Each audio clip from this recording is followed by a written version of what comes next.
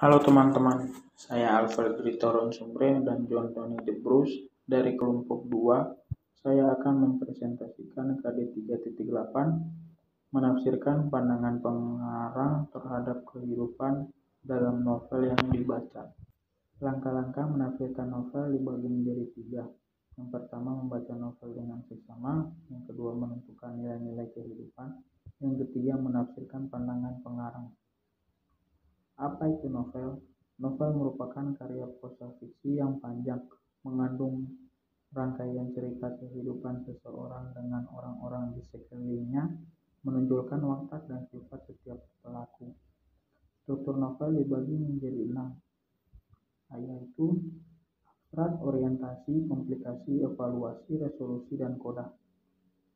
Yang pertama, abstrak merupakan bagian ringkasan isi cerita yang biasanya dapat ditemukan pada bagian awal atau pertama cerita dalam novel. Yang kedua, orientasi merupakan bagian penjelasan latar waktu serta suasana, seperti misalnya terjadi cerita, kadang juga bisa berupa pembahasan penokohan atau perwatakan.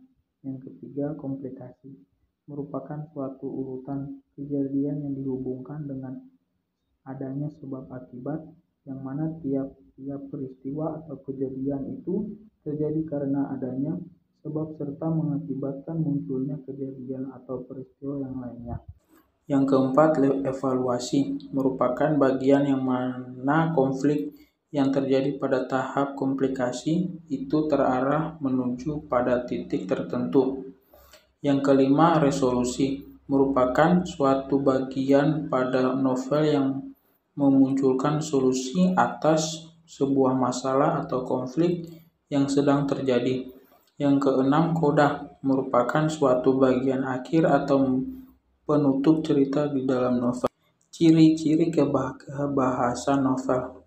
Yang pertama, karena sifatnya bercerita, maka novel akan banyak menggunakan kalimat yang bermakna lampau.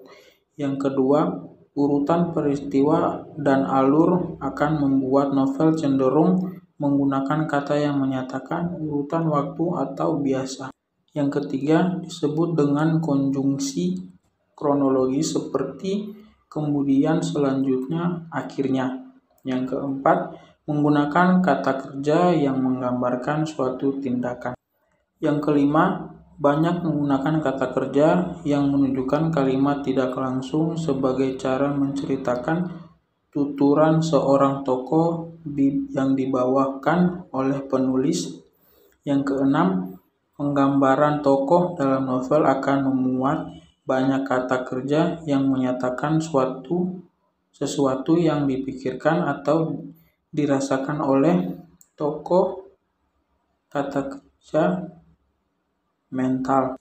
Yang ketujuh, novel dengan sudut pandang orang pertama akan banyak menggunakan kata orang pertama dalam menyampaikan cerita, seperti aku, saya, dan kami.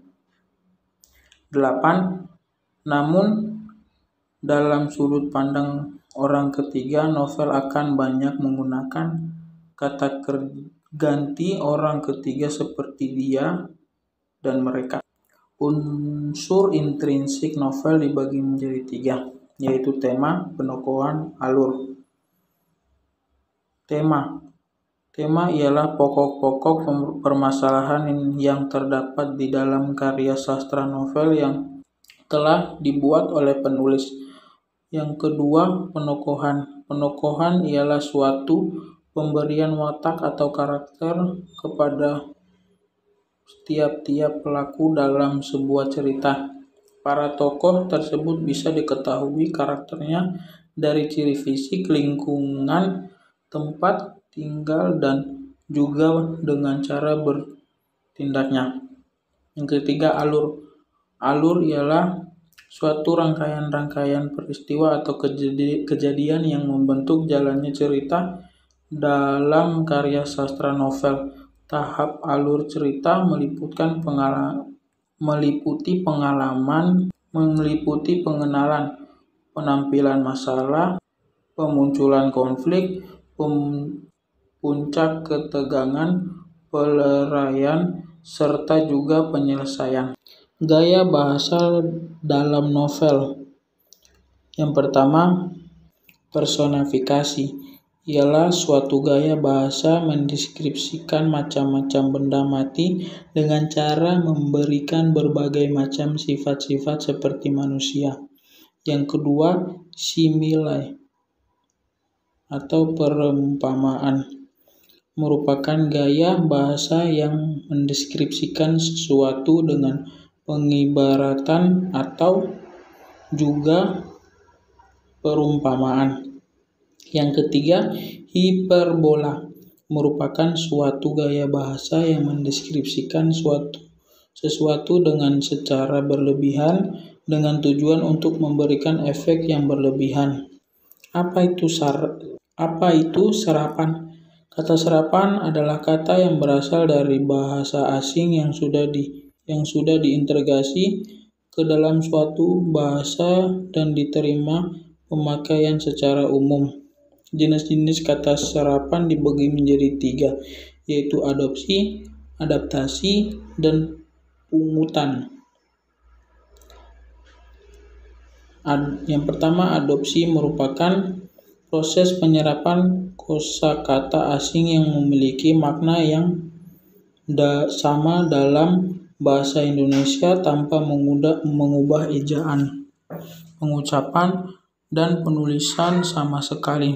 Yang kedua, adaptasi merupakan proses penyerapan kata asing yang digunakan karena memiliki makna sama dalam bahasa Indonesia, namun kata tersebut telah mengalami perubahan dalam ejaan, pengucapan, dan penulisan sesuai dengan kaidah bahasa Indonesia. Yang ketiga, proses penyerapan kata asing dengan pungutan terjadi karena pemakai mengambil konsep dasar yang ada pada bahasa asalnya. Langkah-langkah membuat novel. Yang pertama, tentukan tema apa yang akan diangkat dalam novel, misalnya pendidikan, persahabatan, atau politik. Yang kedua, mulai rancang tokoh-tokoh yang akan dilibatkan dalam kisahnya. Tentukan peran tokoh meliputi tokoh protagonis, antagonis, dan jika diperlukan tritagonis. Susunan alur yang akan disajikan, misalnya alur maju atau sederhana meliputi orientasi, konflik, klimaks, dan resolusi. Bisa juga dilakukan alur yang rumit yang justru menampilkan konflik terlebih dahulu untuk memberikan dampak kejutan dan membuat penasaran pembaca melalui orientasi yang memberi suspensi menuju klimaks. Yang keempat, tentukan latar tempat, waktu, dan keadaan sosial yang akan meliputi kisah dalam novel. Yang kelima, pastikan apa amanat atau nilai positif utama yang ingin dibawakan dalam novel agar hal tersebut dapat dibawakan dengan baik lewat novel. Contoh novel: Bumi Manusia, penulis Promedia Ananta Toer, penerbit Lentera di Pantara, tebal buku 533 halaman. Kelebihan: terdapat banyak amanat yang bisa ditiru dalam kehidupan sehari-hari dan terdapat beberapa suasana romantis yang cocok dibaca oleh anak muda. Kekurangan: sedikit sulit dipahami karena menggunakan bahasa yang agak berat. Sinopsis novel Bumi Manusia menceritakan kehidupan Minke, seorang pribumi keturunan Ningrat Jawa yang bersekolah di HBS Surabaya. Karena ajakan temannya, Minke berkesempatan berkunjung ke rumah Tuan Melema dan Nyai Ontosoro, alias anak dari Tuan Melema dan Nyai Ontosoro jatuh cinta kepada Mingke. Sekian dari kami, terima kasih sudah menyimak dan menyaksikan penjelasan dari kami. Mohon maaf bila salah kata. Terima kasih.